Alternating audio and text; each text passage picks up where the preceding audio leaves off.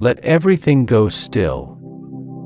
Not by force, not by effort, just by allowing. Allow the day to be finished. Allow the thoughts of tomorrow to wait patiently outside the door. Allow your body to settle completely into wherever it is right now. The surface beneath you, the warmth around you, the quiet. Just for this moment, just breathe in and out, and again, slower this time. The exhale a little longer than the inhale. Let everything you've been carrying today soften on that exhale. Let it go out with the breath, and don't ask for it back tonight. Now, I want to take you somewhere that has fascinated the human world for thousands of years. Somewhere so large, so complex, so ancient, and so endlessly layered with meaning that even a lifetime of study wouldn't exhaust its depths. But we are not going to study it tonight. Tonight, we are going to drift through it. Gently. Like a leaf on a slow river. Like ink spreading through water. The way things move in Chinese painting, not sudden, not forced, but inevitable, following the grain of something much older and quieter than individual effort. We are going to ancient China. Not just the famous moments, though we'll pass through some of those. Not just the emperors and the battles and the dynasties, though those will appear, in their time, like shapes half visible through mist. We are going to the deep China. The China of the Yangtze River at dawn, brown and enormous and patient beyond imagining. The China of the oracle bones, where questions were pressed into the shoulder blades of oxen and held over fire, and the cracks that appeared were read as answers from the ancestors. The China of silk, unwinding from a cocoon in the still air of a mulberry garden, mile after mile of luminous thread from a single small creature. The China of the first compass, spinning on still water, finding north. The China of philosophers sitting under trees, thinking thoughts that are still changing the world. You don't need to do anything with any of this. You just need to let it pass through you, softly, the way music does when you're not quite listening anymore. Come with me. Let's go back. Before we begin, let me tell you what kind of journey this is going to be. Ancient China is not one thing.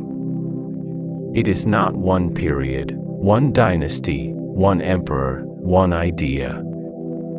It is more than 4,000 years of recorded history, and before that, thousands more of archaeology and myth and the slow accumulation of human settlement in the great river valleys of East Asia. It is so long, so continuous, so densely layered that historians who spend entire careers studying one dynasty often feel they have barely scratched the surface. We cannot cover all of it tonight. We will not try. What we will do is drift through the great river of Chinese history the way a boat drifts downstream, catching certain currents, resting in certain eddies, noticing certain things on the banks.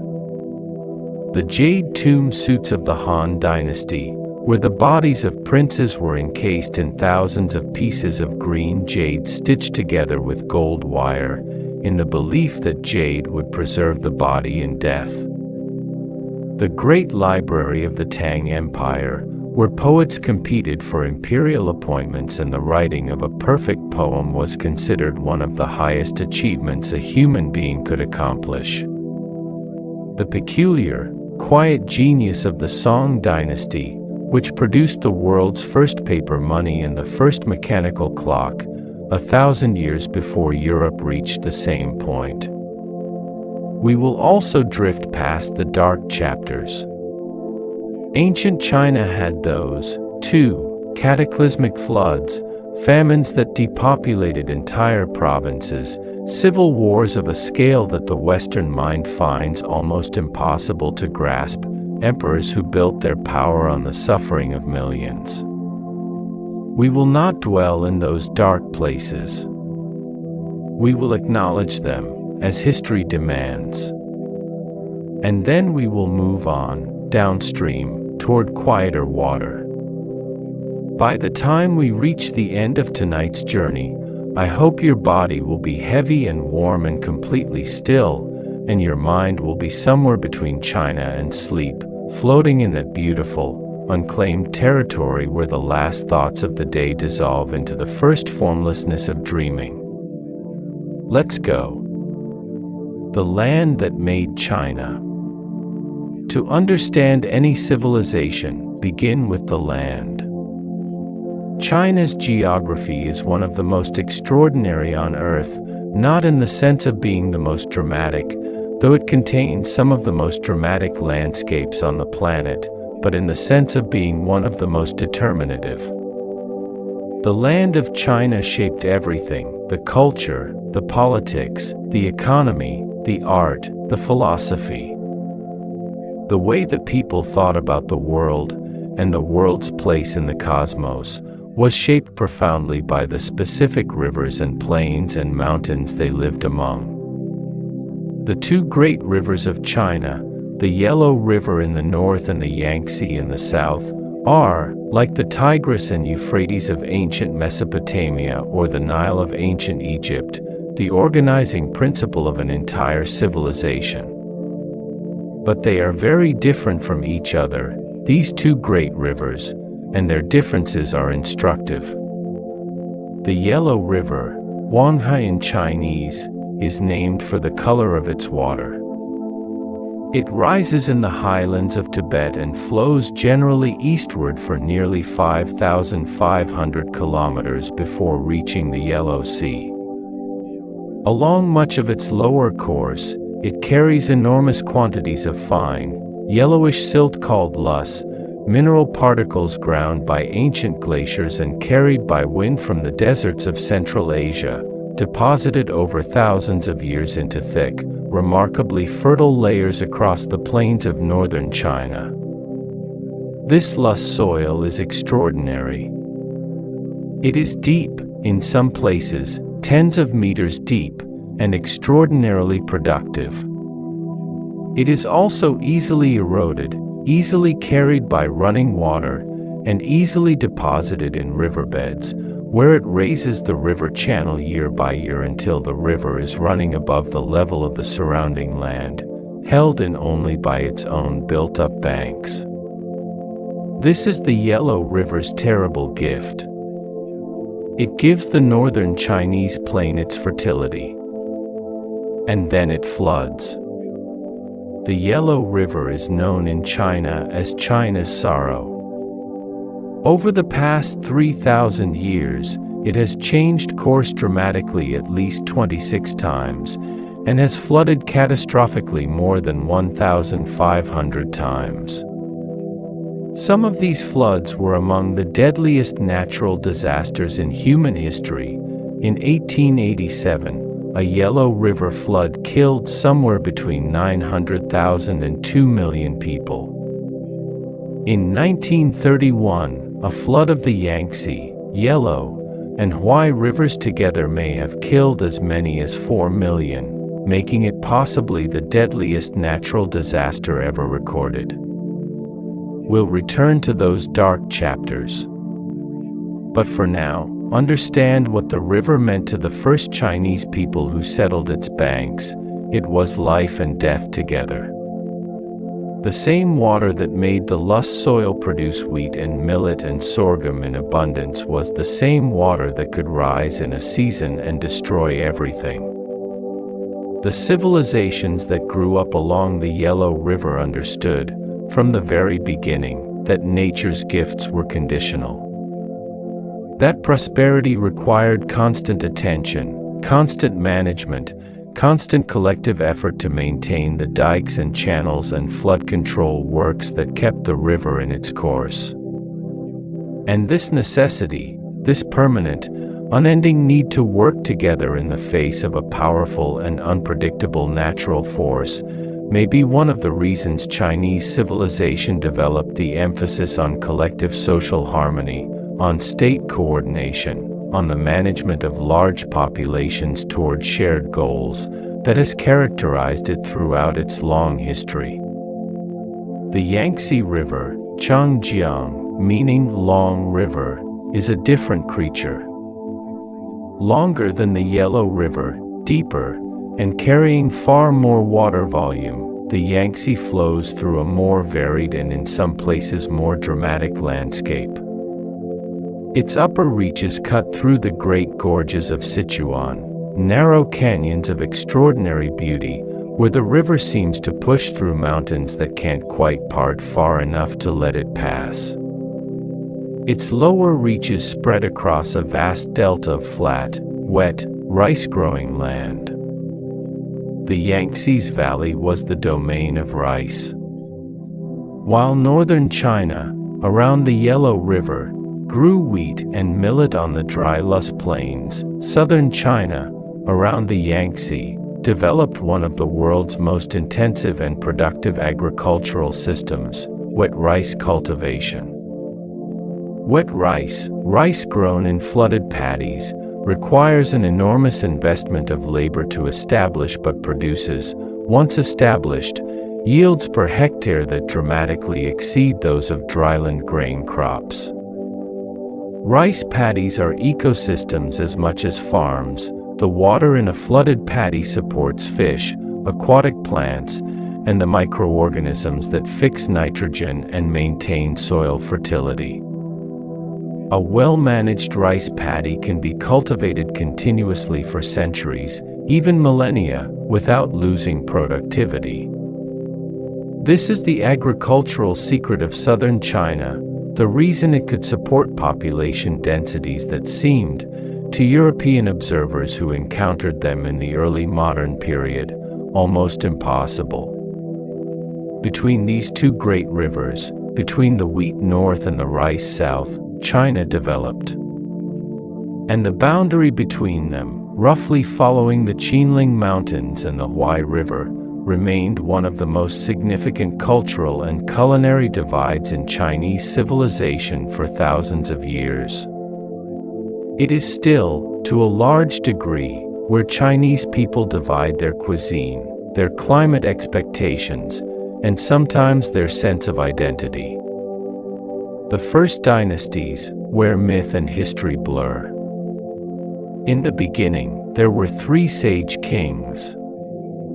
Or so the ancient Chinese tradition holds.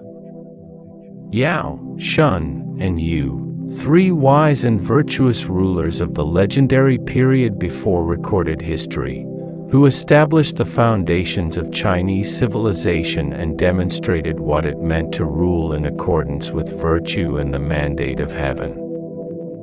The mandate of heaven, Tianming in Chinese, is one of the most important political ideas in the history of human civilization.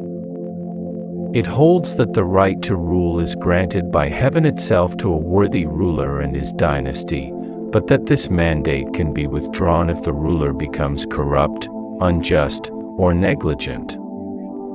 Natural disasters, floods, droughts, famines, were interpreted as signs that heaven was withdrawing its mandate from a failing dynasty. Military defeat and popular rebellion were seen as confirmation that the mandate had transferred to a new, worthier ruler. This idea served as the ideological foundation of Chinese imperial politics for more than 2,000 years. Every dynasty claimed the mandate of heaven when it rose. Every dynasty that fell was explained, in retrospect, as having lost it. And the remarkable thing is that the concept created a built-in mechanism for political legitimation of change, a theoretical framework within which revolution could be understood not as criminal usurpation but as heaven's will. Of the three sage kings, the most historically significant is Yu the Great, Yu who controlled the floods.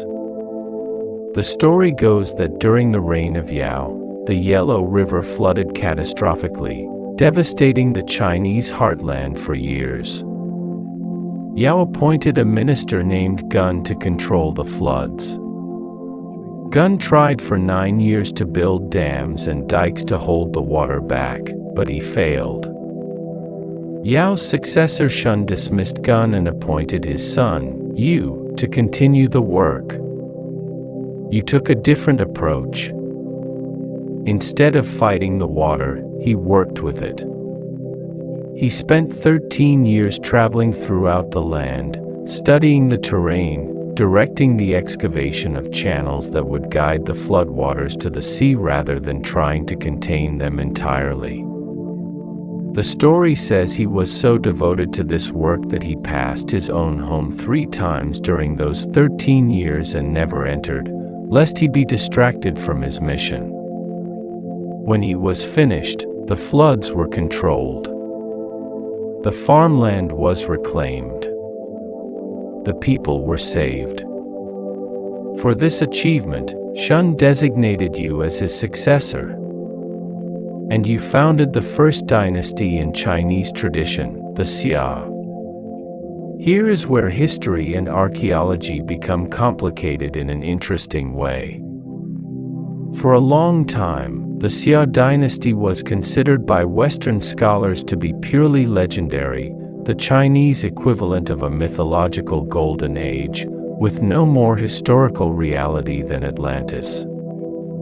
But Chinese archaeologists, particularly from the mid-20th century onward, have made a sustained effort to find archaeological evidence for the Xia, and what they've found, centered on a site called Erlitou in Hunan province, is genuinely suggestive.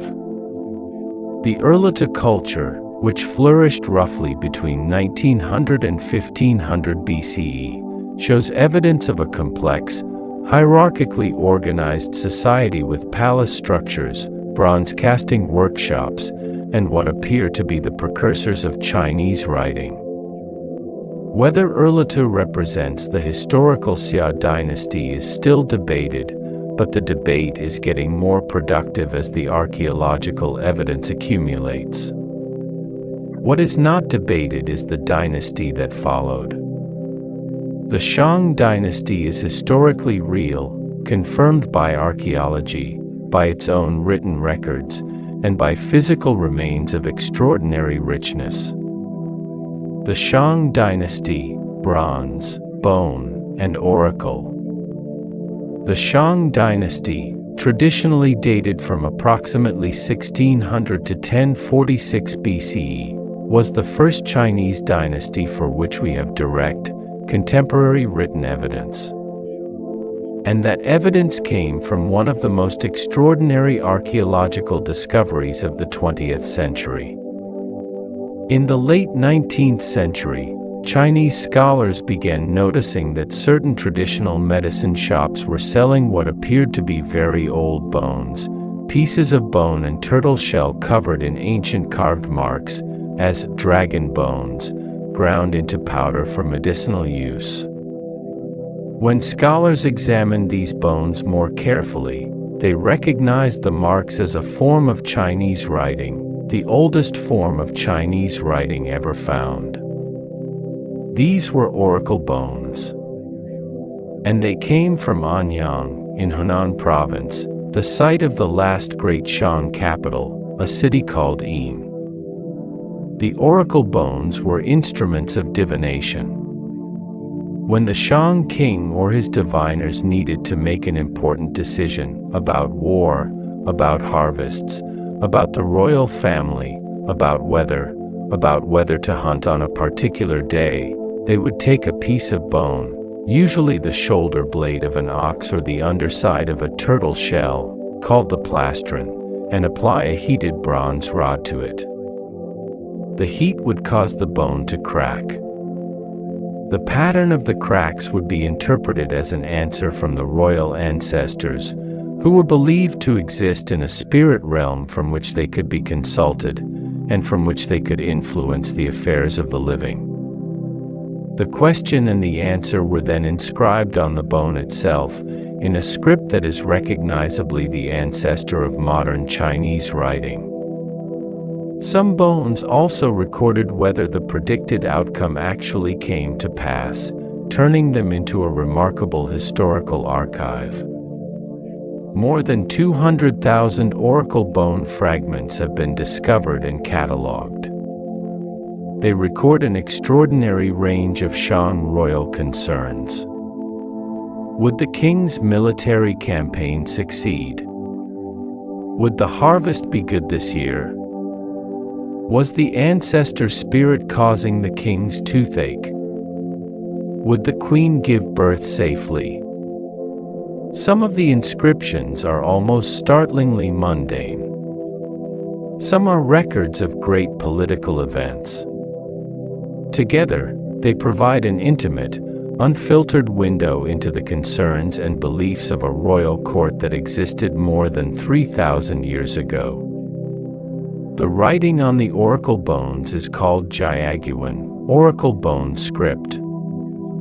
It is the oldest form of Chinese writing confirmed by archaeology, and it is clearly the ancestor of all subsequent Chinese scripts. Scholars who know modern Chinese can recognize, with some effort and training, the roots of many modern characters in these ancient inscribed forms. The character for sun on a Shang oracle bone is a circle with a dot, still recognizably related to the modern character.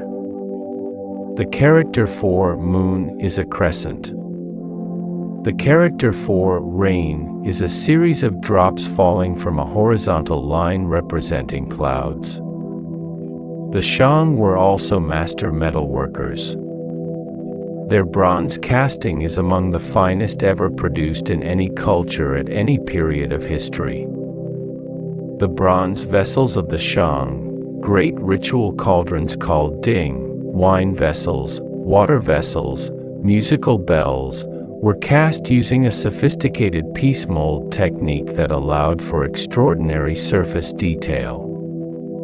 These vessels are covered in a form of decoration called the taotie, a symmetrical mask-like face, half animal and half something else entirely, its meaning still debated by scholars, its visual impact still powerful. Some Shang bronzes weigh hundreds of kilograms. The largest surviving example, the Sinuwu Ding, now called the Hongwu Ding, weighs 832 kilograms and stands more than 130 centimeters tall. It was cast using a process requiring an enormous amount of coordinated effort, multiple teams of workers, multiple furnaces, precisely timed pouring of molten metal into a complex clay mold. The logistics of its production, 3,000 years ago, are humbling to contemplate. The Shang dynasty fell to the Zhou in 1046 BCE, in what the later Chinese tradition remembered as a necessary and just overthrow. The last Shang king, a figure named Dxin, was described in later tradition as a depraved tyrant who spent his time in decadent pleasures while the people suffered. Whether this portrait is accurate or is the propaganda of the conquerors is difficult to say. But the concept it introduced, the dynasty that falls because it deserves to fall, because heaven has withdrawn its favor, became the template through which every subsequent dynastic transition was understood. The Zhou dynasty, the long autumn. The Zhou dynasty lasted, in various forms, from 1046 to 256 BCE, nearly 800 years. That makes it the longest dynasty in Chinese history, and one of the longest reigning political entities in the history of the world. It was not, however, 800 years of stable centralized rule. Far from it. The Zhou period is divided by historians into two phases. The Western Zhou, when the Zhou kings ruled from a capital in the Wei River Valley in what is now Shaanxi province, lasted until 771 BCE, when a coalition of nomadic peoples from the north sacked the capital and drove the Zhou court eastward. The Eastern Zhou, when the royal court established a new, less powerful capital at Luoyi, modern Luoyang, lasted another 500 years. But the Eastern Zhou king had lost most of his actual political power. Real authority in China was fragmented among dozens and eventually hundreds of feudal lords, regional rulers, and city-states who owed nominal allegiance to the Zhou king but operated largely as independent powers. This fragmentation produced some of the most chaotic centuries in Chinese history. It also produced some of the greatest thinking. The later part of the Eastern Zhou, the period from roughly the 5th to the 3rd centuries BCE, is known as the Warring States period, when the dozens of feudal statelets had consolidated into 7 major powers that fought each other in increasingly devastating wars of a scale and sophistication that surpassed anything the ancient world had seen. And yet, paradoxically, this is also the period that Chinese civilization later called its golden age of philosophy. The 100 schools of thought. The time when Confucius walked and taught. When Laozi, or the tradition we call Laozi, articulated the ideas of Taoism. When Mozi, and Mingzi, and Zhuangzi, and Han Fizi, and Xuanzi were all alive and thinking and arguing and writing. The crisis of the age produced the thinking of the age. When the world is broken, people ask how to fix it. The philosophers, when China dreamed. Let's slow down here for a moment, because this is one of the most important chapters in the entire history of human thought. Not just Chinese thought, human thought. The ideas developed in China during the 6th, 5th, and 4th centuries BCE changed the world in ways that are still unfolding. Confucius. His name in Chinese is Kong Qiu, or more formally, Kong Fuzi, Master Kong. He was born around 551 BCE in the state of Lu, in what is now Shandong province. He lived during the period of the Spring and Autumn Annals, the earlier, somewhat less catastrophic part of the Eastern Zhou fragmentation, but he could see clearly where things were heading. He spent most of his adult life doing two things: holding minor official positions, never quite achieving the senior role he believed would allow him to implement his ideas, and teaching. He taught constantly, to anyone who would learn, rich or poor, noble or common. He gathered a group of disciples who followed him, debated with him, learned from him, and eventually compiled his teachings into a collection of conversations and sayings called the Analects. The Analects of Confucius is one of the most influential books ever written. It has shaped Chinese culture, politics, family structure, education, and ethics for more than 2,500 years. It shaped Korean, Japanese, and Vietnamese civilization as well. And it did so not through dramatic declarations or complex systematic philosophy, but through a series of quiet, often subtle conversations about how to be a good person in a world that makes goodness difficult. The central concept is Ren, often translated as benevolence, or humaneness, or loving others. Ren is the quality of genuine care for other human beings, expressed not in grand gestures but in the specific, daily, moment-to-moment choices of how we treat the people around us. It is what makes us human, in Confucius's view, and it is something that requires constant cultivation, like a garden. The Confucian vision of a good society is built on 5 relationships, between ruler and minister, parent and child, husband and wife, elder sibling and younger sibling, and friend and friend. Each relationship involves specific obligations and forms of respect. The ruler owes benevolence to the minister owes loyalty to the ruler. The parent owes nurturing to the child owes filial piety to the parent. Filial piety, xiao, the deep respect owed to parents and ancestors, became one of the most fundamental values in Chinese culture. It extended from the living to the dead. The ancestors were not gone but continued to exist in a spiritual dimension, still connected to their descendants, still requiring respect and ritual attention. This is why the oracle bone consultations of the Shang made complete emotional sense. You consult your ancestors because they are still there, still part of your family, still capable of guidance. The cult of the ancestors, the careful tending of ancestral shrines, the burning of incense, the offering of food and paper goods, the celebration of ancestor festivals, has been one of the most continuous features of Chinese religious and family life for more than 3,000 years. It is practiced today by hundreds of millions of people in China and throughout the Chinese diaspora around the world.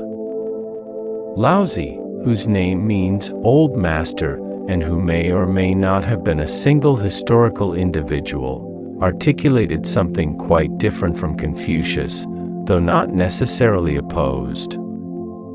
The Dynasties, the Book of the Way and its power, is attributed to Laozi, and it is, in its 81 brief chapters, one of the most beautiful and most puzzling texts in all of human literature. It is a text that consistently defies paraphrase, that seems to slip away from clear statement the way water slips through fingers. Its central concept is the Tao, the way, the underlying principle of reality, the source of all things, the process by which everything in the universe unfolds. The Tao cannot be named, cannot be defined, cannot be fully grasped by the rational mind. The Dynasties' first line states this directly: the Tao that can be told is not the eternal Tao. The Taoist approach to life is one of non-striving, wu wei, often translated as non-action or effortless action. This doesn't mean doing nothing. It means acting in accordance with the natural flow of things rather than against it. Like water, which doesn't force its way around obstacles but finds the path of least resistance and eventually wears away the hardest stone. Water is the great symbol of Taoism.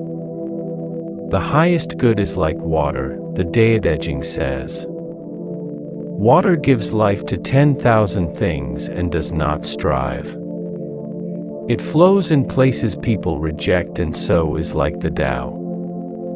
These ideas, Confucian ethics, Taoist naturalness, and the many other schools of thought developed during this extraordinary period, became the cultural DNA of Chinese civilization. They were debated and refined and recombined and challenged for centuries afterward. They informed imperial governance, personal conduct, artistic practice, medicine, and the understanding of nature. The philosopher Sun Wu, produced the Bingfa, the art of war, during this same period. It is the oldest and most influential military treatise in history. But read carefully, The Art of War is not fundamentally a book about violence. It is a book about the avoidance of unnecessary conflict through superior knowledge, preparation, and flexibility. The supreme art of war, Sun Tzu writes, is to subdue the enemy without fighting.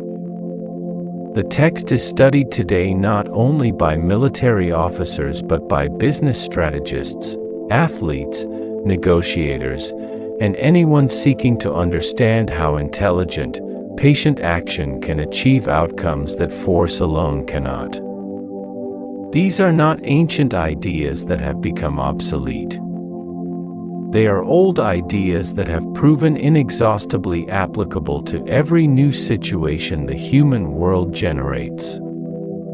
The first emperor, Qin Shi Huang. Let the philosophers rest for now, because something was about to happen that would end the Warring States period with a decisive, catastrophic finality. In 221 BCE, a king named Yingzheng, ruler of the state of Qin, pronounced Qin, which is very likely the source of the English name China, completed the military conquest of the last remaining independent Chinese states and declared himself the first emperor of a unified China. He took a new title, Qin Shi Huangdi, the first sovereign emperor of Qin. He was 38 years old. Qin Shi Huang is one of the most complex, contradictory, genuinely fascinating figures in Chinese history. He was a man of extraordinary administrative and military genius who unified a civilization for the first time, standardized its weights, measures, currency, and writing system, and built infrastructure that shaped China for millennia. He was also a man of extreme paranoia, brutal authoritarianism, and a terror of death so profound that it colored every decision of his later reign. The unification of China under Qin was not gentle. The Qin army, using tactics and organization developed over decades of warfare during the Warring States period, swept through the remaining states in a series of rapid campaigns. The conquered populations were absorbed, their ruling classes eliminated or absorbed into the Qin bureaucracy, their local laws and customs replaced by Qin standardizations. The standardization project was, in purely administrative terms, one of the most ambitious in the ancient world. Before unification, the various Chinese states used different currencies, different weights and measures, different axle widths for their carts, which meant that the ruts worn in roads by carts from one state didn't match those from another, making travel between states extremely difficult. Even the Chinese script varied somewhat from state to state, the same characters written in different forms in different regions. Qin Shi Huang's government standardized all of these things. One currency, one set of weights and measures. One script, the so-called small seal script, which became the ancestor of all subsequent Chinese writing. One axle width. The roads of the Qin Empire were built to match. He also burned books. This is the most notorious act of Qin cultural policy, and it is genuinely dark. On the advice of his minister Li Si, Qin Shi Huang ordered the burning of most literature that wasn't of practical value. Agriculture, medicine, divination were exempted, but philosophy, poetry, and history were targeted. Copies of Confucian and other classical texts were ordered destroyed. Scholars who preserved or taught from prohibited texts were punished. The purpose was ideological, to prevent people from comparing the present unfavorably with the past, from invoking the teachings of ancient sages as arguments against imperial policy. To make the present the only reference point. To cut the people off from their own history. It didn't entirely work. Texts were hidden, memorized, buried. Scholars found ways to preserve what they could. When the Qin dynasty fell, the surviving copies came out of hiding. But some things were certainly lost, or only partially recovered. Qin Shi Huang was also obsessed with immortality. He sent expeditions to find mythical islands in the Eastern Sea where immortal sages were said to live, possessing the secret of eternal life. He consumed mercury-based compounds prescribed by his court alchemists as longevity treatments, which almost certainly contributed to his mental deterioration and early death at the age of 49. Mercury poisoning would explain many of the increasingly erratic behaviors recorded in his later years. He built himself the most extraordinary tomb in human history. The tomb of Qin Shi Huang, located near the modern city of Xi'an in Shaanxi province, is a mausoleum complex covering approximately 56 square kilometers, roughly the area of Manhattan. At its center is an enormous burial mound, still unexcavated, which ancient texts describe as containing a model of the entire Chinese empire in miniature, rivers of flowing mercury representing the Yellow River and the Yangtze, a ceiling set with pearls representing the stars, crossbow traps to kill anyone who broke in, and the emperor himself, in his burial chamber, surrounded by the wealth of an empire. Surrounding this central complex, discovered by farmers digging a well in 1974, in one of the greatest archaeological finds of the 20th century, is the Terracotta Army. 8,000 individually sculpted, life-size terracotta soldiers, arranged in battle formation in 3 great underground pits. Each figure is slightly different from every other, different facial features, different hairstyles, different expressions, the individuality of real soldiers captured in fired clay. Standing in rows in the underground chambers for 2,200 years, waiting for an order that never came. Among the soldiers stand generals, officers, archers, cavalry, chariots, horses, an entire military hierarchy preserved underground. Originally, the figures were brightly painted in vivid colors, red, green, blue, yellow, but the paint has largely flaked away in the centuries since burial, leaving them in the warm tan of unglazed clay. The craftsmanship required to produce 8,000 individually distinctive human figures, all to life size, all in fired clay, all in the space of perhaps 15 years, represents a coordinated artistic and industrial achievement that has no parallel in the ancient world. Qin Shi Huang died in 210 BCE, on one of his royal tours of the empire.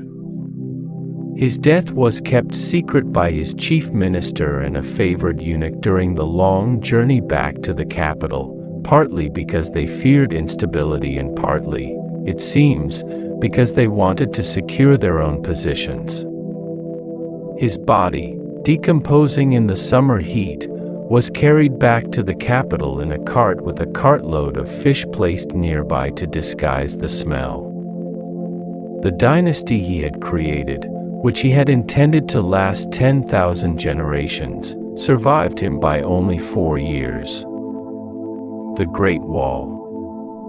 Let me tell you something about one of the most famous structures in the world, and let me also tell you some things about it that are quietly different from the popular mythology.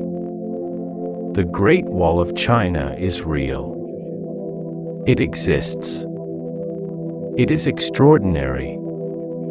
But it is not a single wall, built at a single time, stretching in an unbroken line from the eastern coast to the western deserts. It is an accumulation of walls, built, rebuilt, extended, abandoned, and rebuilt again over more than 2,000 years by dozens of different rulers for various overlapping strategic purposes. The walls of the Warring States period were built by individual states to protect their borders from each other. Qin Shi Huang's great project was to connect and extend the northern walls of the conquered states into a continuous barrier against the nomadic peoples of the north, the Xiongnu, a confederation of horse-riding pastoralists who could raid Chinese border settlements with devastating speed and then disappear back into the steppe.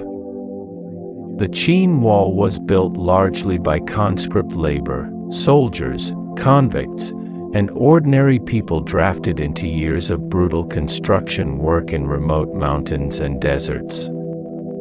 The death toll was enormous. Chinese tradition remembered the Qin Wall as a monument built with human bodies, tens of thousands of workers who died and, legend said, were buried within the wall itself. There is a famous folktale about a woman named Meng Jiangnu whose husband died working on the wall, and whose weeping was so profound that a section of the wall crumbled in sympathy, revealing his bones. The wall that most visitors to China see today, the magnificent stone structure with its watchtowers and crenellated parapets, winding dramatically over mountain ridges, is largely a Ming Dynasty construction, dating from the 14th to 17th century CE. It is still extraordinary, still beautiful, still humbling in scale. But it is not Qin Shi Huang's wall. The total length of all wall sections built throughout Chinese history, measured together, exceeds 21,000 kilometers. The wall largely did not work as a military defense. The nomadic peoples of the north were not stopped by walls. They could find gaps, suborn corrupt border officials, and when sufficiently motivated, simply overwhelm a section by force. The Mongols, who eventually conquered all of China in the 13th century, had no particular difficulty with the wall. What the wall did do was regulate. It controlled the movement of goods, people, and information along the northern frontier. It provided a platform for watchtowers and beacon fires that could relay signals across enormous distances in a short time. A beacon lit on one tower would be answered by the next, and within hours, news of a border incursion could reach the capital hundreds of kilometers away. The watchtowers of the Ming Great Wall were spaced so that each one was visible to the next, forming an optical telegraph line across the mountains of northern China. The signals used combinations of smoke by day and fire by night, with different patterns indicating different numbers and types of attackers.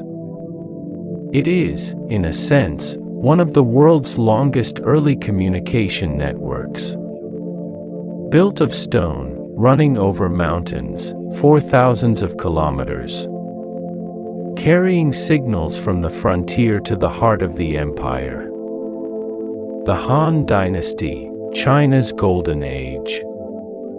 The Qin Dynasty fell in 206 BCE, amid rebellions and civil war.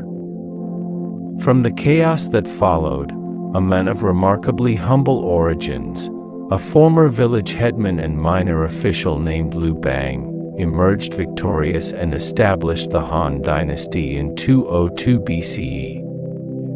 The Han Dynasty, which lasted, with one brief interruption, from 202 BCE to 220 CE, is the dynasty after which the Chinese people name themselves.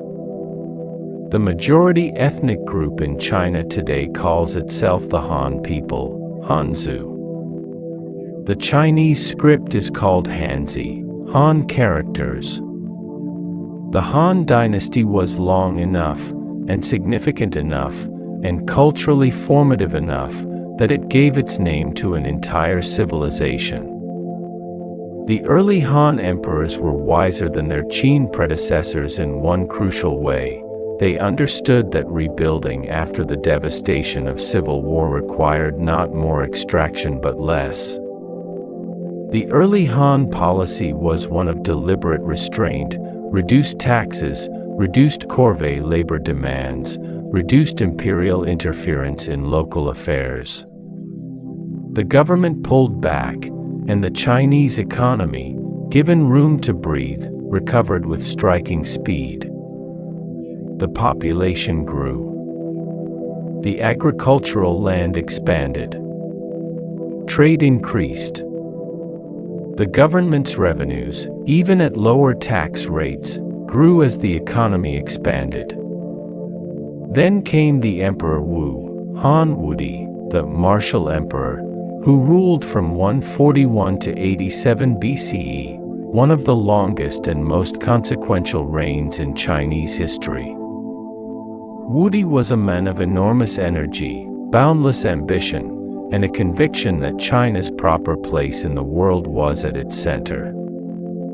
He expanded the Han Empire in almost every direction, south into what is now Vietnam, southwest into what is now Yunnan and Guizhou, east into the Korean peninsula, and most significantly, northwest into Central Asia, in a long and expensive campaign against the Xiongnu nomads who had harassed China's northern frontier for centuries.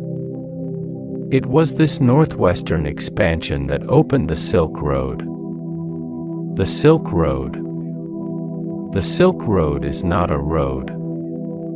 It is not a single route, and it is not primarily about silk, and it was not, in the ancient period, called the Silk Road. That name was coined by a German geographer named Ferdinand von Richthofen in 1877. What the ancients who traveled it experienced was simply trade routes. A network of paths and caravan tracks and sea lanes connecting East Asia to Central Asia to the Middle East to the Mediterranean, along which goods, ideas, religions, diseases, and people moved in both directions. Emperor Wudi sent an official named Zhang Qian on 2 diplomatic missions to Central Asia, originally to seek alliances against the Xiongnu, but resulting in something far more consequential, the opening of sustained contact between the Han Empire and the civilizations to its west. Zhang Qian's journey was extraordinary. He set out in 139 BCE with a team of 100 men. He was captured almost immediately by the Xiongnu and held for 10 years. He escaped, continued westward, reached the Yuezhi people in what is now Afghanistan, found them unwilling to form an anti-Xiongnu alliance, and turned back. On the way home, he was captured by the Xiongnu again and held for another year before escaping once more. He returned to the Han capital in 125 BCE, 13 years after he left, with only 2 of his original 100 companions, having seen the Greek-influenced kingdoms of Bactria, the cities of Central Asia, and heard reports of great civilizations further west. He brought back information. And information about trade routes, available goods, potential markets, and the political landscape of Central Asia was among the most valuable commodities an ancient empire could possess. The trade routes that followed Zhang Qian's pathfinding mission carried silk westward and brought back, among many other things, glass, unknown in China before this contact, grapes, pomegranates, alfalfa, crucially useful for feeding the horses that the Han needed for their cavalry, sesame, walnuts, and the distant echoes of other great civilizations. But silk went west. And silk was extraordinary. Chinese silk, produced from the cocoons of the silkworm, Bombyx mori, feeding on the leaves of white mulberry trees, was the most coveted luxury textile in the ancient world. Its production was a closely guarded state secret. Chinese silk had been reaching the Mediterranean through intermediary traders long before Zhang Qian's missions, and it arrived in the Roman world as something close to miraculous, a cloth so fine and luminous that it seemed impossible that any animal or plant could have produced it. Roman writers struggled to explain it. Some concluded it must be combed from special trees. The prohibition on revealing the secret of silk production was, in theory, absolute: death for anyone who revealed it, or smuggled out silkworm eggs or mulberry seeds. The monopoly held for centuries. Eventually, in the 6th century CE, 2 Byzantine monks smuggled silkworm eggs to Constantinople hidden in hollow walking canes, a moment of technological espionage that broke China's silk monopoly and changed the economics of the ancient world. Along the Silk Road moved not only goods but ideas. Buddhism entered China from India via the Central Asian trade routes during the Han period, and would transform Chinese culture in ways that were profound and lasting. Christian communities, Manichaean missionaries, and eventually Islam traveled east along the same routes. Chinese technological innovations, papermaking, printing, the compass, gunpowder, traveled west, eventually reaching medieval Europe and their transforming history. The Silk Road was the internet of the ancient world.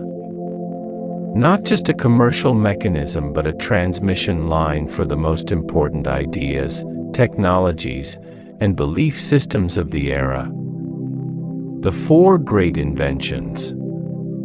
There is a traditional Chinese list of the 4 great inventions of ancient China, faming, that China gave to the world. They are papermaking, printing, the compass, and gunpowder. Each one of these genuinely changed the course of human history. Each one deserves a moment of quiet contemplation. Paper. Before paper, the Chinese wrote on bamboo strips bound together into books, on silk, and on other expensive or heavy materials. A bamboo book of any length was enormously heavy and cumbersome. A silk book was expensive beyond the means of ordinary scholars. Cai Luan, a court official of the Eastern Han Dynasty, is traditionally credited with developing a practical papermaking process around 105 CE. His method, soaking and beating plant fibers, bark, hemp, rags, old fishing nets, into a pulp, spreading the pulp as a thin layer over a screen, and allowing it to dry, produced a material that was light, inexpensive, and could be produced in large quantities. Paper democratized information. Within centuries, it had spread throughout Asia and eventually, via the Arab world, to Europe. The medieval European university, the printing of the Bible, the scientific revolution, the printing press, all of these depended on the availability of affordable writing material. All of them trace back, ultimately, to Cai Luan and his workshop in the Eastern Han court. Printing. Woodblock printing, carving an entire page of text into a block of wood, inking it, and pressing paper against it, was developed in China during the Tang Dynasty, around the 7th century CE.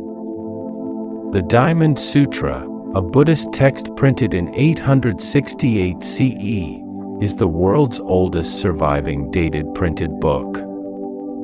It is now in the British Library in London. Movable type, individual characters that could be arranged into a text, used for printing, and then rearranged for the next job, was invented by a Chinese artisan named Baixing around 1040 CE, more than 400 years before Gutenberg's press in Europe. Baixing made his type from fired clay. Later Chinese and Korean printers used wood and metal. The compass. Chinese compasses in their earliest form were made from lodestone, magnetite, a naturally occurring magnetic mineral, carved into the shape of a spoon and placed on a smooth bronze plate. The spoon would rotate until it pointed south.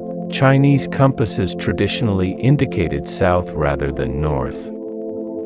The first recorded use of a magnetic compass for navigation dates to 11th century China.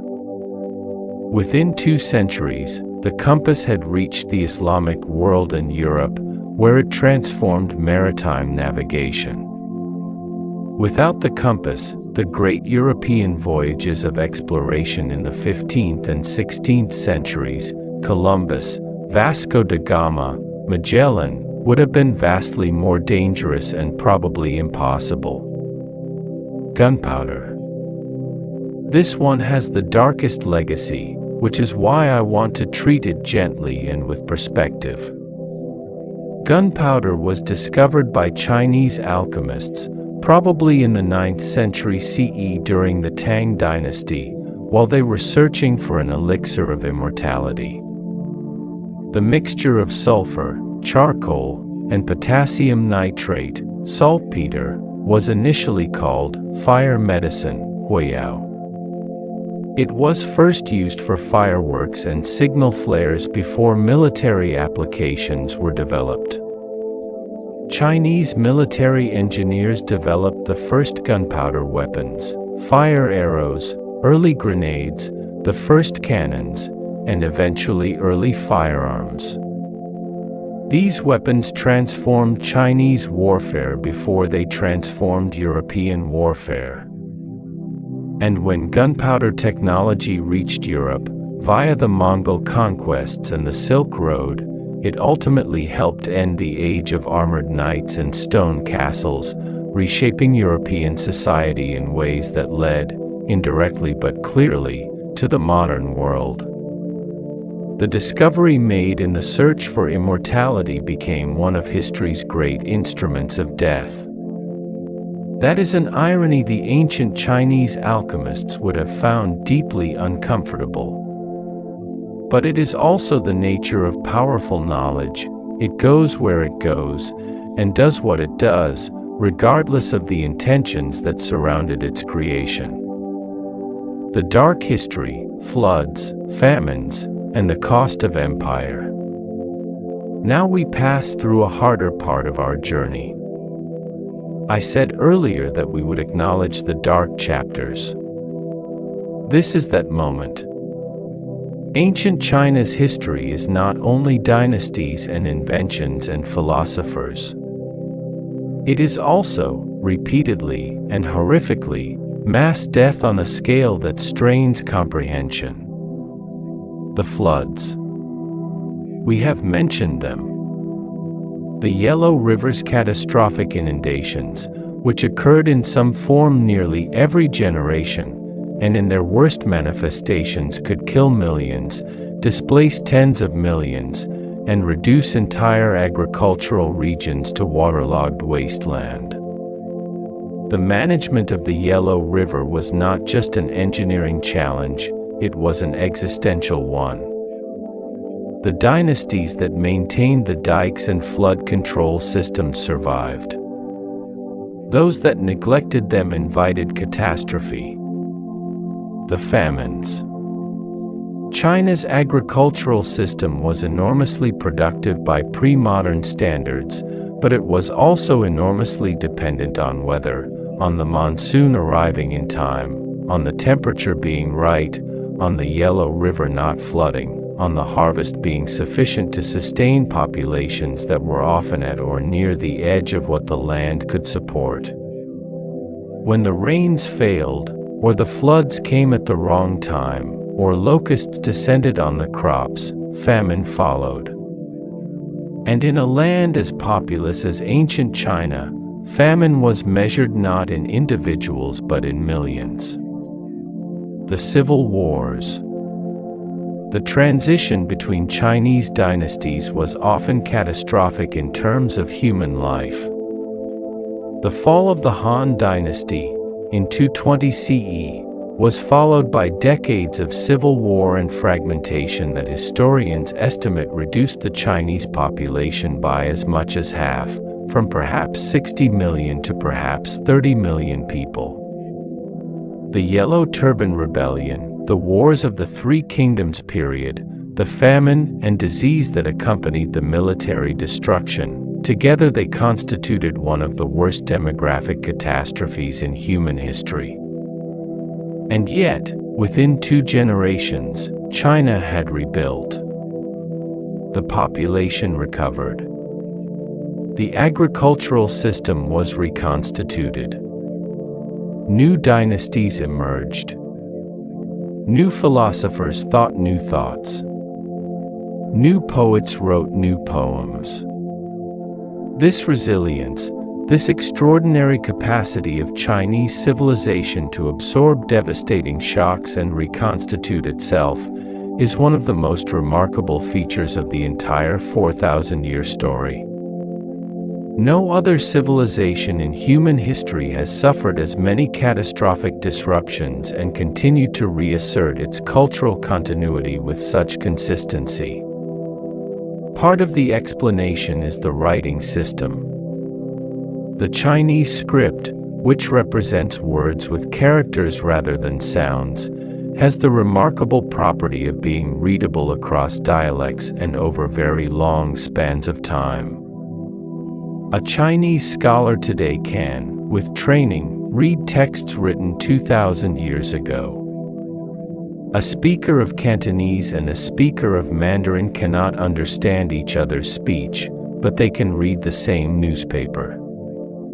The writing system is the common thread that connects the civilization across time and dialect, keeping it recognizably itself even through periods of catastrophic fragmentation.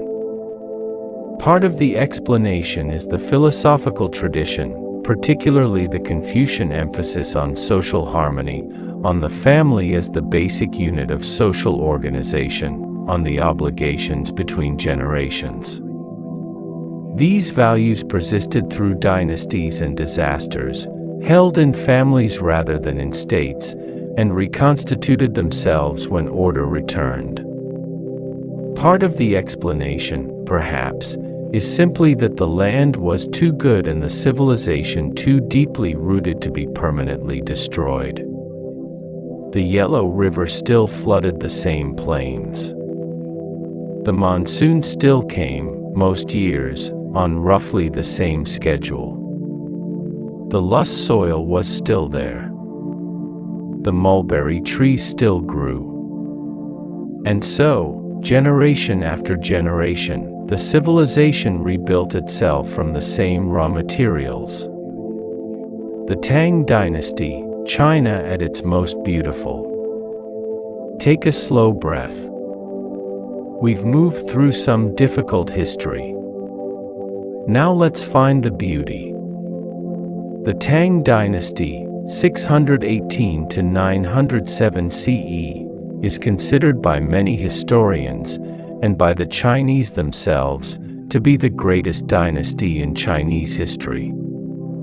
It was, in many respects, the most cosmopolitan, the most artistically brilliant, and the most internationally connected civilization of its era. The Tang capital of Chang'an, located in the Wei River Valley, on the site of earlier imperial capitals, near modern Xi'an, was in the 7th and 8th centuries CE probably the largest city in the world. Its population may have reached 2 million, including the surrounding metropolitan area. It was laid out in a precise grid pattern, oriented with cosmological exactness, with wide avenues and carefully planned neighborhoods. It had a western market and an eastern market.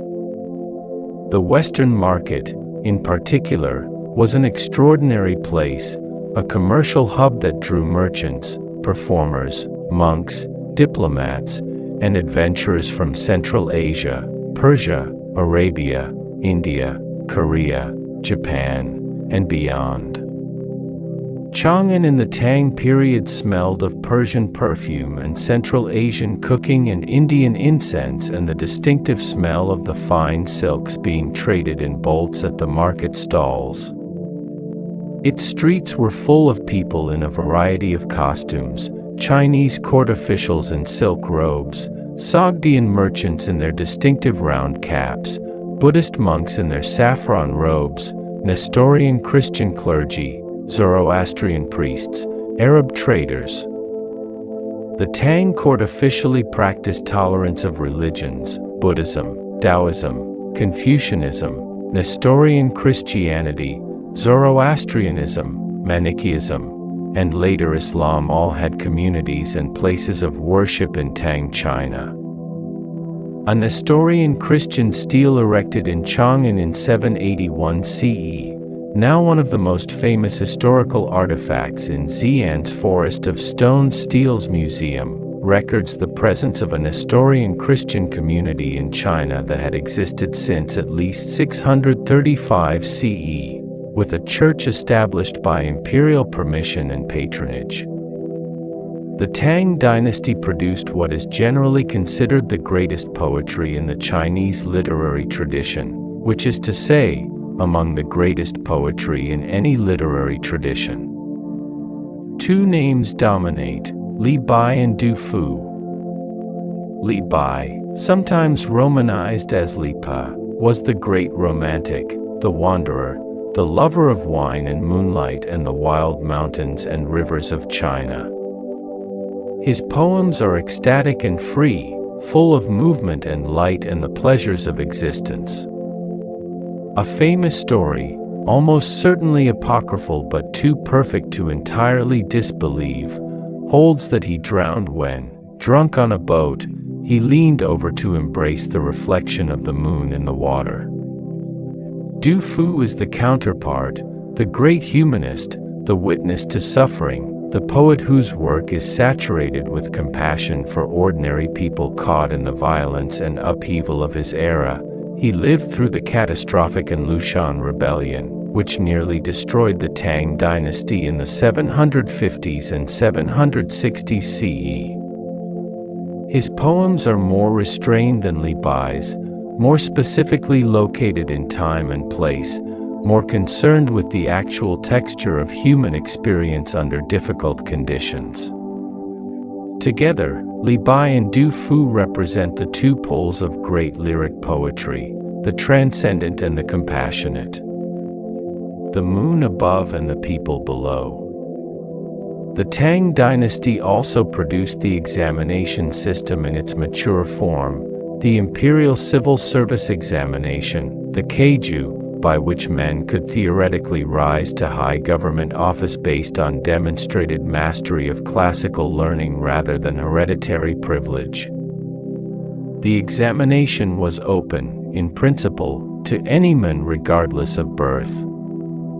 In practice, the years of study required, mastery of the classical texts, the ability to compose poetry in regulated forms, skill in calligraphy and argumentation, meant that only those with sufficient wealth and leisure to afford full-time education could realistically compete.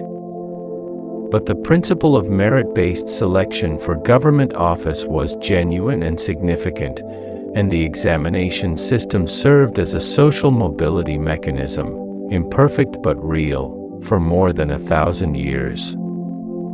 The examination was extraordinarily demanding. The highest level examinations were taken over 3 days in individual examination cells, small, cell-like booths, barely large enough for one person to sit and write, with no communication allowed. Candidates wrote essays, composed poetry, and demonstrated their mastery of the classical canon. The pass rate was typically below 5% at the highest level. Men sometimes took the examinations repeatedly over decades before passing, or never passed at all. But to pass was to enter the great stream of Chinese governance, to become a jinshe, a presented scholar, whose name was carved on stone and announced to the world, whose family gained enormous social status, and whose future was secure in the imperial bureaucracy. The system survived the Tang Dynasty and was the central institution of Chinese governance until its abolition in 1905. For more than 1,000 years, it determined who governed China. The Song Dynasty, the world's first modern economy. After the Tang collapsed in 907 CE, from a combination of internal rebellion, regional military power, and the exhaustion of a dynasty that had lasted nearly 3 centuries, China went through a half-century of fragmentation before the Song Dynasty unified most of the country in 960 CE.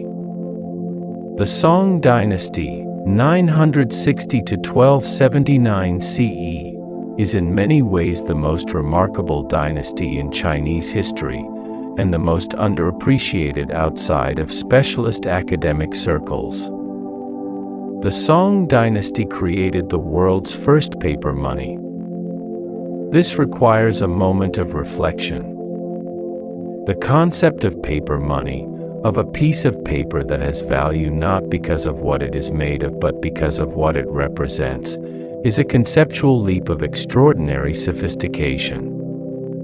It requires a level of institutional trust and a degree of abstract thinking about the nature of value that no civilization before the Song had managed to operationalize at scale.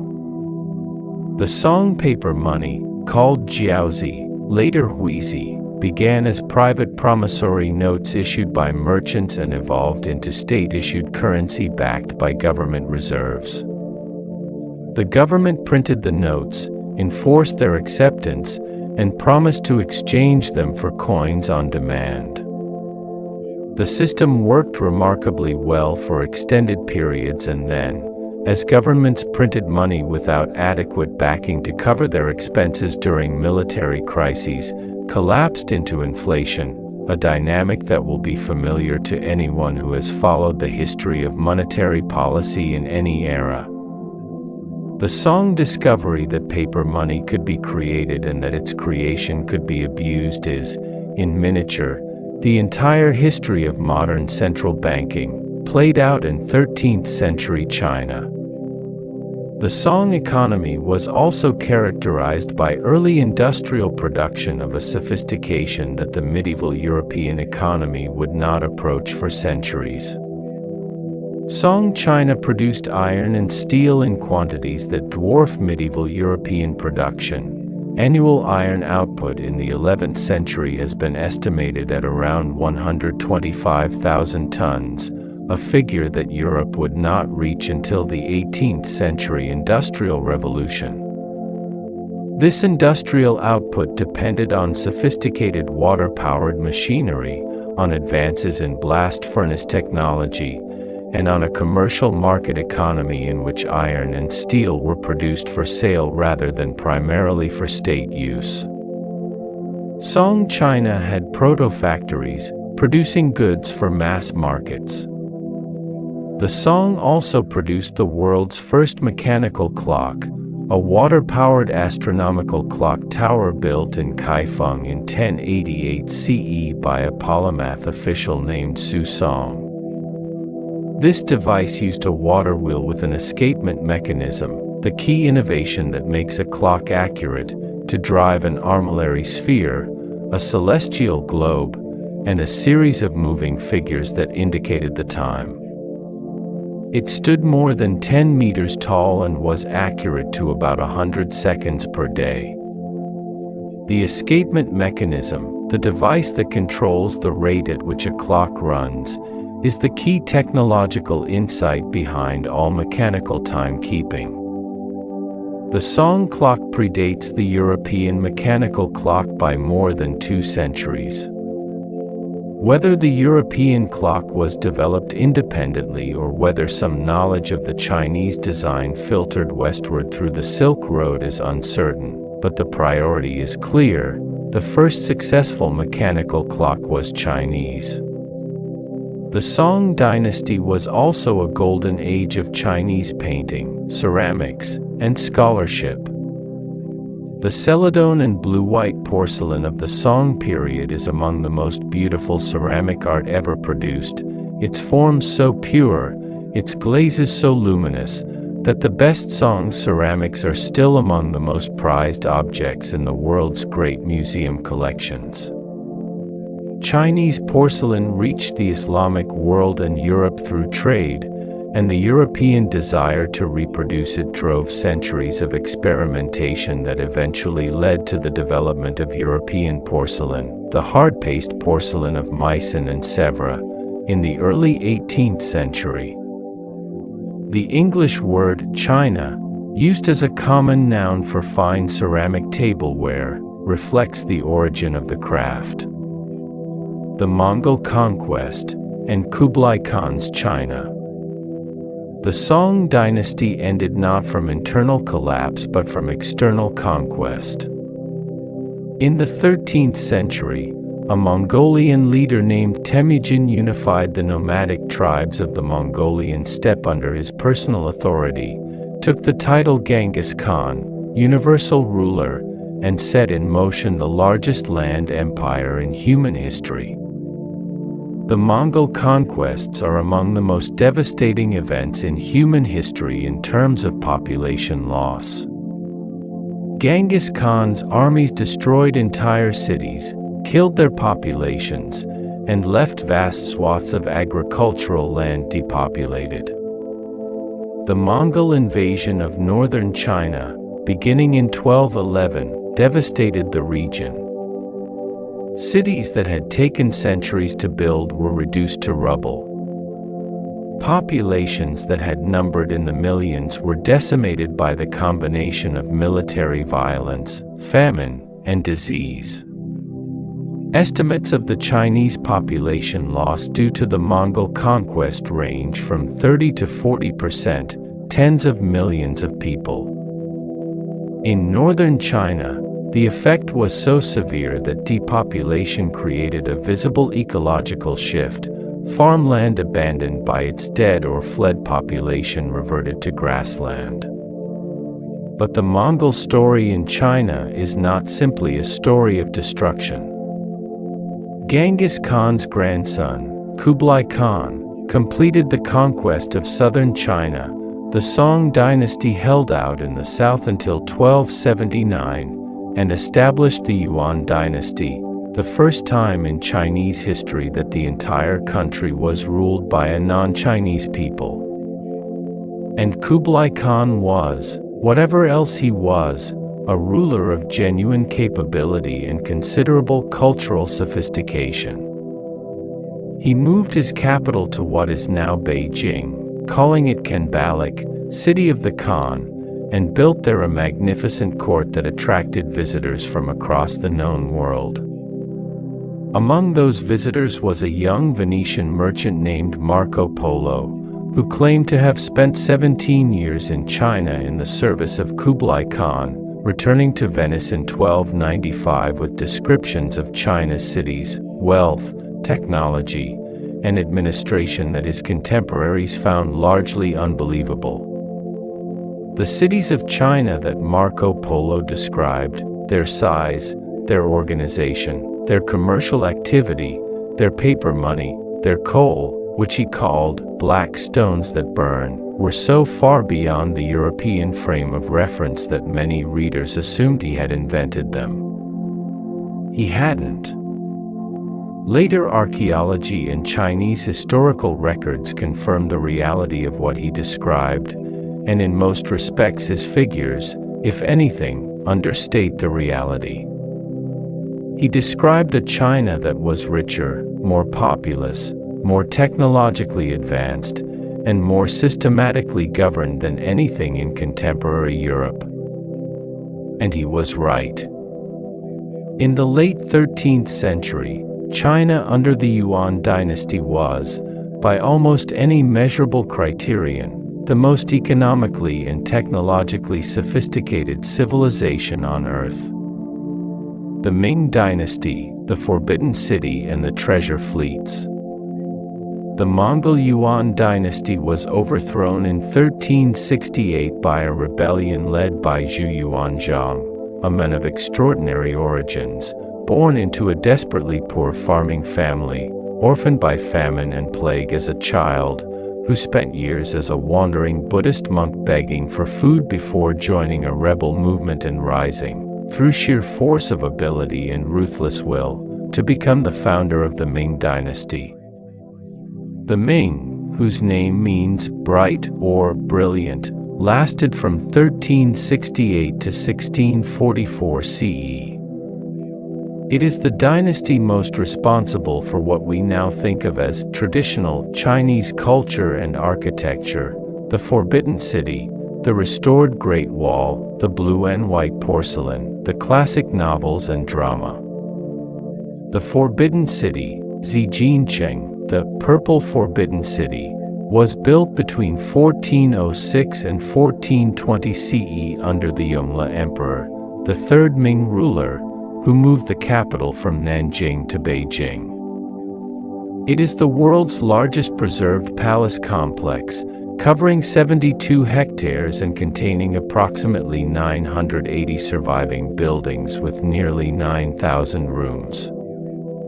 The name, Forbidden City, reflects the reality of its function. Only those with specific imperial permission could enter, and most of its interior was entirely off-limits to ordinary people. At its center, the emperor lived a life of extraordinary ritual and isolation, surrounded by thousands of eunuchs, concubines, and court officials, following an elaborate daily schedule of ceremonies and audiences that had been refined over centuries. The emperor's life was, paradoxically, one of the most constrained in China. He could rarely leave the palace. He could not make decisions without consulting the appropriate rituals and advisors. His every action was watched, recorded, and regulated. The imperial institution was so rigid, so protocol-bound, so hemmed in by centuries of accumulated ritual, that many Ming emperors eventually retreated from active governance entirely, leaving real power to their eunuchs or senior officials. The Yongle Emperor also funded the most remarkable naval expeditions in the pre-modern world. Between 1405 and 1433 CE, under the command of a Muslim eunuch admiral named Zheng He, the Ming dynasty launched 7 massive naval expeditions into the South China Sea, the Indian Ocean, the Persian Gulf, and as far as the east coast of Africa. Zheng He's fleet at its height included perhaps 300 vessels and 28,000 men. The largest ships, the treasure ships, were, if the historical descriptions are accurate, among the largest wooden ships ever built, measuring up to 137 meters in length and 55 meters in beam. These dimensions are larger than anything in the European navies of the same period by a very large margin. The fleets visited Java, Malacca, Sri Lanka, India, the Arabian Peninsula, and East Africa. They carried Chinese silk, porcelain, and other luxury goods and returned with exotic animals, including a giraffe, which was presented to the Yongle Emperor as a tribute gift from the King of Bengal, who had received it from East African traders, and which the court astronomers declared to be a qilin, a mythological creature of good omen. The image of a giraffe at the Ming imperial court is one of the more quietly extraordinary images in all of history. After Zheng He's death and the death of the Yongle Emperor, the treasure fleet voyages were discontinued. The reasons are complex: the expense, the threat of Japanese piracy, the growing power of Confucian officials who opposed the outward-looking commercial policy, and perhaps simply the loss of the specific individuals who had made the voyages happen. China turned inward. The great ships rotted in their harbors. The records of the voyages were, in some cases, deliberately destroyed by officials who opposed the policy they represented. And within a century, Portuguese ships had rounded Africa and reached India. European ships were in the Indian Ocean. The world was being connected by European maritime trade rather than Chinese. The what if of Chinese maritime history, what if the treasure fleet voyages had continued, is one of the great counterfactuals of world history. Daily life, tea, silk, and the rhythm of ancient days. Now let's leave the palaces and the great events for a while. Let's walk through the daily life of an ordinary person in ancient China. Because history is not only made by emperors and generals. It is made, every day, by the accumulated decisions and habits and pleasures of ordinary people living their ordinary lives. And in ancient China, many of those ordinary pleasures were very beautiful. Tea, cha, was, and remains, one of the defining elements of Chinese culture. Its cultivation and consumption began in southwestern China, in Yunnan and Sichuan, probably 2,000 to 3,000 years ago, initially as a medicinal preparation and then gradually as a pleasure and a social ritual. By the Tang Dynasty, tea had become the universal beverage of China, displacing alcohol in many social contexts. Accompanying the practice of Buddhist meditation, the caffeine kept monks alert during long meditative sittings, and generating an elaborate culture of cultivation, preparation, and appreciation. The Tang writer Lu Yu composed the Chajing, the classic of tea, a comprehensive treatise on the cultivation, processing, preparation, and correct appreciation of tea, which became one of the most influential texts in Chinese cultural history. The culture of tea spread from China to Japan, where it evolved into the extraordinarily refined practice of the Japanese tea ceremony, and eventually, via Dutch and British trade, to Europe and the world. The British tradition of afternoon tea, the iced tea of the American South, the chai of South Asia, all of them trace back to the same plant, Camellia sinensis, first cultivated in the mountains of southwestern China. Silk.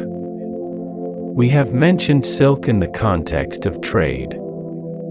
But silk was also a fabric of daily life, for those who could afford it, which in ancient China meant a much larger portion of the population than in most other ancient civilizations, because Chinese silk production was so well developed that silk garments of various qualities were available at various price points.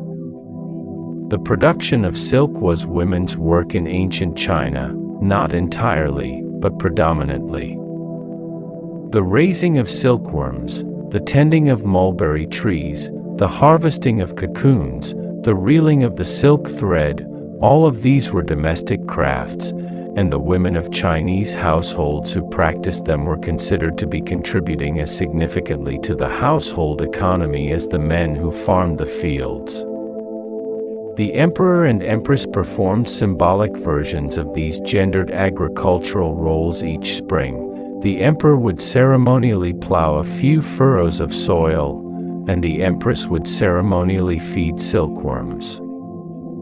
The conjunction of agriculture and sericulture, of male and female labor, was built into the ritual heart of Chinese imperial life.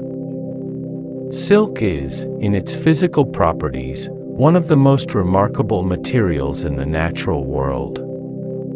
A single silkworm cocoon contains a single thread of silk that can be unrolled to a length of up to 900 meters. The thread is smooth and triangular in cross-section, which gives silk its characteristic luster. It refracts light differently from other fibers, creating the shimmer that no synthetic material has ever quite replicated. Silk is lighter than cotton but stronger by weight. It is a natural temperature regulator, warm in winter and cool in summer. It is naturally hypoallergenic. The silkworm, Bombyx mori, has been so completely domesticated by thousands of years of selective breeding that it can no longer survive in the wild. It cannot fly, even though it has wings. It will not eat anything except mulberry leaves. It is, in the most complete sense, a human creation, an animal bred into utter dependence on human care. And in exchange, it produces something miraculous: the calligraphy brush. In China, calligraphy is not merely a way of writing. It is one of the highest art forms, ranked alongside painting and poetry as an expression of the cultivated person's inner character. The way a person writes, the quality of their brushwork, the balance of their characters, the rhythm of their strokes, was believed to reveal their moral and intellectual character as clearly as anything they might say or do. The four treasures of the scholar's studio, the brush, the ink stick, the inkstone, and the paper, were objects of beauty in themselves, collected and treasured by scholars and officials. Fine brushes were made from animal hair, rabbit, deer, goat, wolf, even tiger, bound to bamboo or ivory handles. Fine ink sticks were made from lampblack mixed with glue and sometimes perfumed with musk or camphor, then pressed into decorated molds and dried. Fine inkstones were cut from particular prized types of stone: Duan stone from Guangdong, Shi stone from Anhui, whose surface had the right texture to grind the ink stick smoothly without scratching the brush. The scholar who sat down to write was not just communicating. He was performing. He was making art.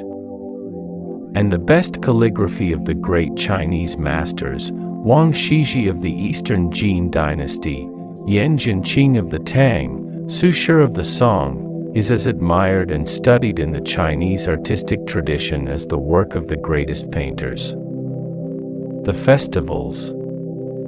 Ancient Chinese life was organized around a ritual calendar of festivals that marked the turning points of the agricultural year and the cosmological cycle. Some of these festivals have been celebrated continuously for more than 2,000 years and are still celebrated today. The Spring Festival, the Lunar New Year, is the most important. Celebrated on the first day of the first month of the lunar calendar, it marks the beginning of the new year with family gatherings, feasts, the giving of red envelopes containing money, firecrackers, invented for exactly this purpose, to drive away evil spirits, before their military potential was recognized, and the traditional lion and dragon dances. The Mid-Autumn Festival, the Moon Festival, is celebrated on the 15th day of the 8th lunar month, when the moon is full and at its brightest. Families gather to eat mooncakes, dense, sweet pastries filled with lotus paste or salted egg yolk, and to look at the moon together. The moon on the Mid-Autumn Festival night is associated with reunion, with the longing of separated people for each other, with the beauty of things that are present and also transient. The Qingming Festival, the clear and bright festival, is held in early April, when the weather warms and the days lengthen, and it is the day for sweeping the graves of ancestors, making offerings, and tending the family burial plots. It is an act of remembrance and connection, the living tending the resting places of the dead, maintaining the thread between the generations. These festivals are not merely traditional customs. They are structural elements of the culture, the moments when the cycle of time is acknowledged, when the family reassembles, when the connection between past and present is renewed.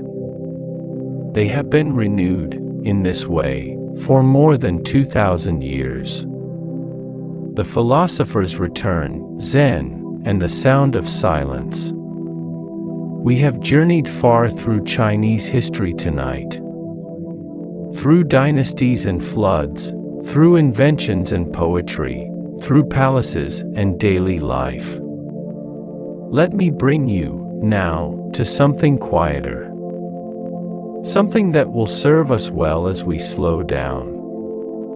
Buddhism entered China from India along the Silk Road, probably during the 1st century CE, during the Han Dynasty.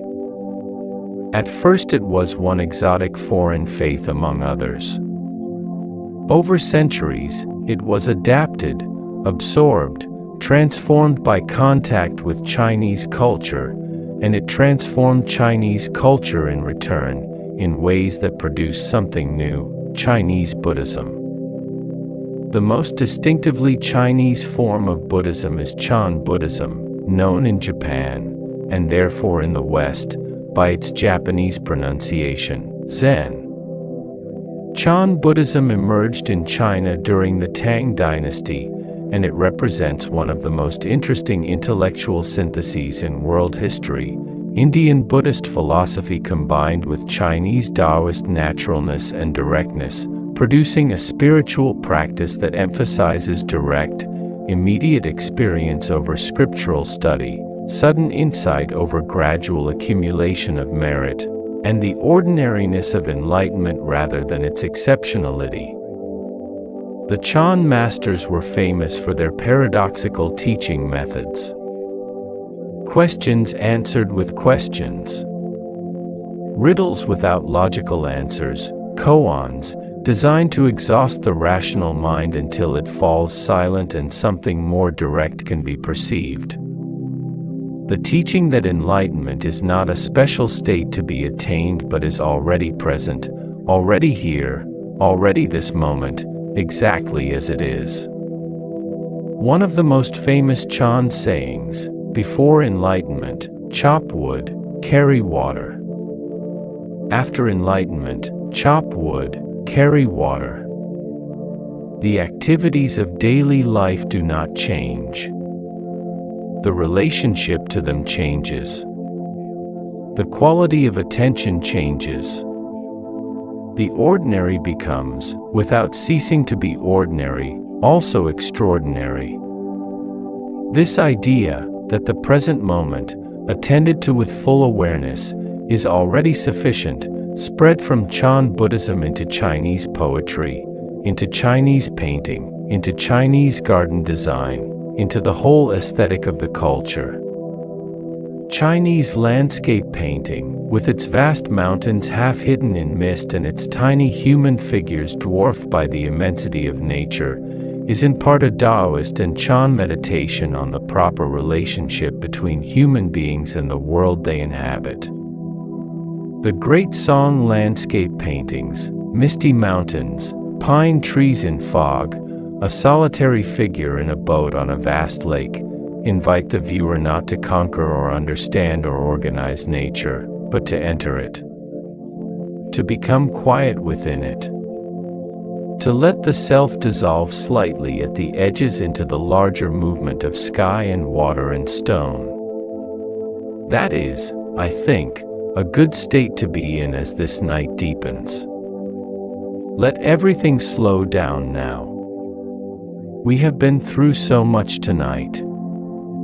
Through the Yellow River and the rice paddies, through the oracle bones and the bronze cauldrons, through Confucius sitting in the dust talking to his disciples, through the first emperor pressing his will on the entire world, through the poets on the Tang riverbanks watching the moon.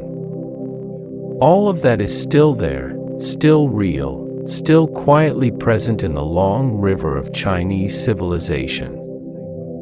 And now we are at the quiet part of the river, where the current slows, and the water widens, and the banks grow further apart, and everything, the trees, the reflections, the sky, becomes softer and less distinct in the way that things do at dusk or at the edge of sleep.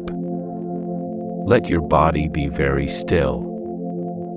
Feel where it rests. The warmth of the blankets. The weight of your limbs. The gentle, even rhythm of your breath. You have been breathing this whole time, without effort, without thought. Your body has been doing this completely on its own, as it has been doing every moment of your life, as it will continue doing through the night. You don't need to do anything. Just let the breath come and go. Imagine a Chinese landscape painting. Not a photograph, a painting. Ink on silk, or ink on paper. Monochrome or nearly so, just the gradations of black ink, from deep and dense to the palest, almost invisible gray wash. In the painting, mountains. They rise from the bottom of the image into mist. Their lower slopes are detailed. You can see individual trees, rocks, the suggestion of a path. But as your eye moves upward, the detail dissolves. The mountains enter a zone of mist and cloud from which they emerge, briefly, as pale summits before disappearing again into white space. The white space in a Chinese painting is not emptiness. It is part of the composition.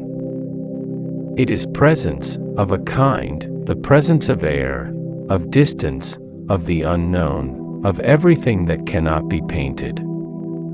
The mist. Somewhere near the base of the mountains, barely visible, a boat on a river. The boat is tiny relative to the mountains. There is a figure in it, a fisherman, perhaps, or a scholar traveling between appointments, or simply a person going somewhere on a quiet afternoon. The figure is small. The mountains are enormous. The sky above the mountains is the white space, which is everything. And yet the figure in the boat is peaceful. Not overwhelmed. At home in the vastness. Moving through it without forcing it. That is how ancient China understood the proper relationship between human beings and the world. Not mastery. Not conquest. Not the assertion of human will over natural forces. Something more like participation. The yellow river is still flowing. It flows now as it flowed 10,000 years ago, carrying its yellow burden of lust from the mountains to the sea, patient and enormous and indifferent to everything that has happened on its banks. Dynasties rose and fell on those banks. Armies crossed it and were swallowed by it. Millions of people lived their entire lives within its sight and sound.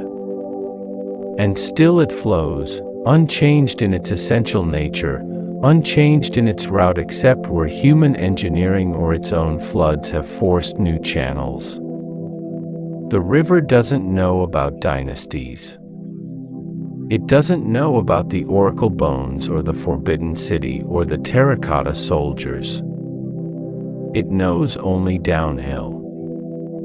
It knows only the sea, toward which it has been moving since before there were any Chinese people to give it a name. There is something very calming about that knowledge. That the world's great processes, the movement of rivers, the turning of seasons, the migration of birds, the slow accumulation of sediment in the deep still places where rivers widen, continue without us, around us, beneath us, older than our oldest stories. We exist within those processes. We always have. Somewhere in China tonight, a family is gathered for a festival meal. The table is full. The smell of food, fragrant with star anise and ginger and soy, with the particular warmth of a dish that has been simmering for hours, fills the rooms of the house. The children are making noise that the adults only half pretend to find annoying. The oldest person at the table is very old, and is watching the children with an expression that contains, if you look carefully, something that was there when they were a child at a similar table, watching their own grandparents. The thread continues. The family at the table is connected to every Chinese family that has gathered at a table for a festival meal for the past 3,000 years. The dishes may be different. The specific occasion may be different. The house is certainly different. But the gathering itself, the coming together of the generations, the food that is also memory, the conversation that is also connection, is the same. Confucius understood this. The family is the school where we learn to be human. The table is the classroom. Let your thoughts become softer now. You don't need to hold on to any of it. The dynasties, the inventions, the philosophers, the poets, let them float gently. Let the yellow river take them downstream. Let them drift. The oracle bones are in their cases in museums. The terracotta soldiers are standing in their underground chambers, patient and still, in the darkness beneath the Shaanxi plain. The Great Wall is on its ridges, lit by moonlight in some sections and invisible under centuries of grass and growth in others. All of it is resting. The calligraphy brush has been set down. The ink has dried on the stone. The last stroke of the last character has been made, and the scholar has sat back and let the work be finished. The sound of bamboo. In the wind. In a garden somewhere, in the south of China, where the winters are mild enough that bamboo grows tall and dense, there is that sound, a rustling, a clacking, a movement through tall stems that is simultaneously random and rhythmic, the way all natural sounds are. The bamboo doesn't worry about being bamboo. It doesn't strive to grow. It grows. The rain falls on it. The sun reaches it through the gaps in its own canopy. The wind moves it. And it makes that sound. That sound has been in China for longer than China has been China. The bamboo groves were there when the first people walked along the Yangtze. They were there when Confucius was alive. When the Tang poets were writing. When Zheng He's fleet was sailing toward Africa. The sound of bamboo in the wind. Let the images go very dim now. Just warmth. Just the weight of your body. Just the slow, even movement of your breath. The dragon, the Chinese dragon, beautiful and benevolent, unlike the fire-breathing monsters of Western mythology, curls in the clouds above ancient China, peaceful and enormous and perfectly content. The phoenix, Fenghuang, rests in its tree at the edge of the southern forests, its feathers the colors of all the southern birds combined, and it is not burning, not rising, just resting. Just being still. The turtle who carries the world on its back swims very slowly in very deep water, and everything above it, the islands, the mountains, the rivers, the cities, the millions of people who have lived and loved and worked and dreamed on its surface, is weightless to it. Very slowly. Through very deep water. And you are floating too. At the edge of sleep. At the edge of the world that is ordinary and the world that is dream. Ancient China is still there, behind you now, becoming softer with distance, the fires of the oracle bone diviners, the lamplight in the scholar's studio, the moonlight on the river where the Tang poets sat, all of it warm and dim and receding gently. The river carries you. The bamboo makes its sound. The tea cools in its bowl, half drunk, on the table where someone was sitting and is now not sitting, having gone to sleep, having let the evening be finished. Sleep now. The dynasties will keep.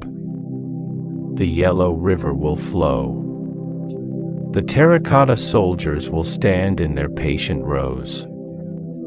The calligraphy of the great masters will be on the museum walls in the morning, exactly as they were.